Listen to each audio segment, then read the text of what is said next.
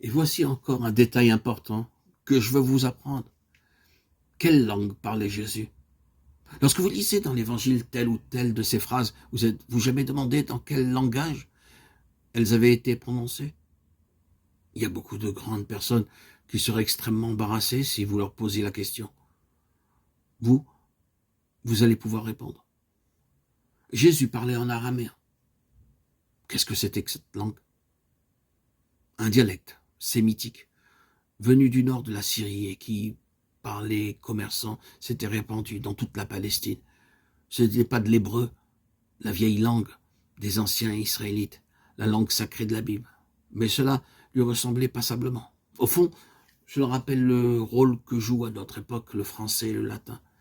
Nous parlons français dans nos habitudes courantes, mais nous utilisons le latin dans la prière et les cérémonies religieuses, et le français ressemble au latin par bien des points.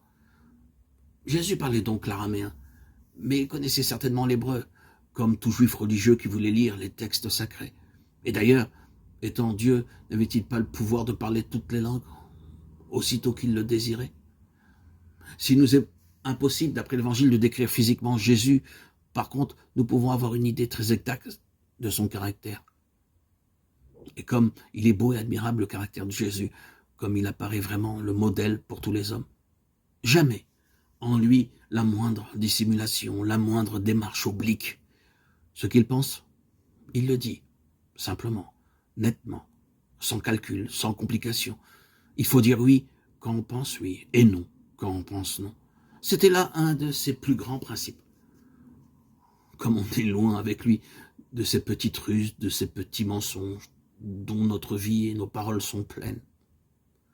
Aller droit devant soi, au seul service de la vérité. Telle est la leçon que nous donne tout d'abord le caractère de Jésus. Pour cela, il faut infiniment de courage, et le Christ en a montré sans cesse, chaque fois qu'il doit témoigner de Dieu, dire aux hommes ce que le Père l'a chargé d'enseigner. Est-ce qu'il hésite? Jamais. C'est peut-être imprudent de parler à des foules, comme il le fait de critiquer les grands de ce monde, mais Jésus ne cherche pas à vivre dans la prudence, ce n'est point son intérêt personnel, ce n'est point son existence, même qui compte, c'est la parole de Dieu. Quand les intérêts du Seigneur sont en jeu, rien ne retient Jésus de parler et d'agir. Il y a même parfois en lui des mouvements de violence quand il voit la loi du Seigneur faussée, violée, ou ses préceptes méconnus. Rappelez-vous ce qu'il disait aux pharisiens lorsqu'il les traitait de sépulcres blanchis. On peut dire qu'il ne les ménageait guère et qu'il ne se demandait pas si un jour les pharisiens ne songeraient point à se venger de lui.